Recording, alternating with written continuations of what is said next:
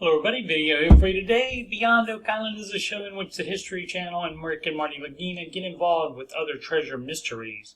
If you missed any of my recaps of The Curse of Oak Island or Beyond Oak Island, including 2 previous episodes about this particular mystery called Midwest Millions in Season 1 and The Riches of Poverty Island in Season 3, there's a link to the playlist in the upper right.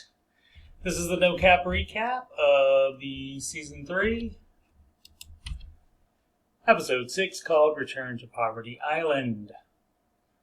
As told in previous Poverty Island episodes, the Union's blockade of southern seaports in 1863 blocked Confederate cotton shipments to Europe, which devastated the French economy. France's Emperor Napoleon Bonaparte III, nephew of the original, reportedly came up with a plan to smuggle $4.5 million worth of gold into America to help the Confederacy win the war. The plan was to use what is today called the St. Lawrence Seaway, and then once on Lake Michigan, the French ship was spotted.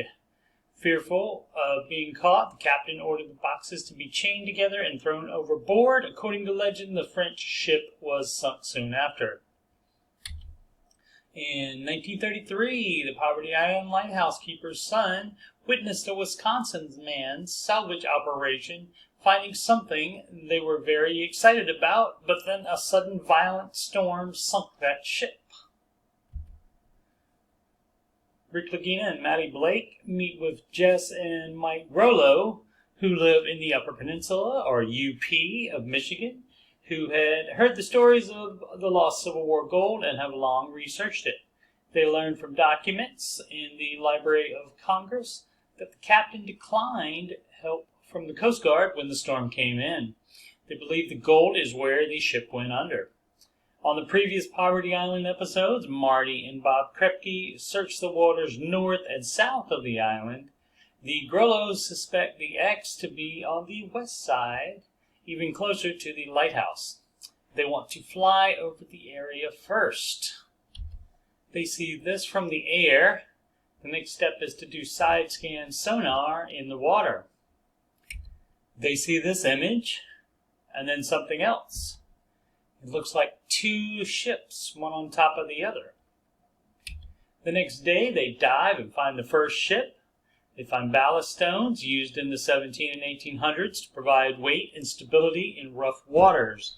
That makes it more likely that this ship would be the French ship that was sunk during the Civil War instead of the 1933 salvage ship. Mike swims deeper and sees the second ship. After a break, Mike and the other diver go back to the wrecks as they get measurements of the second ship. Mike says there are a lot of sections of the hull intact.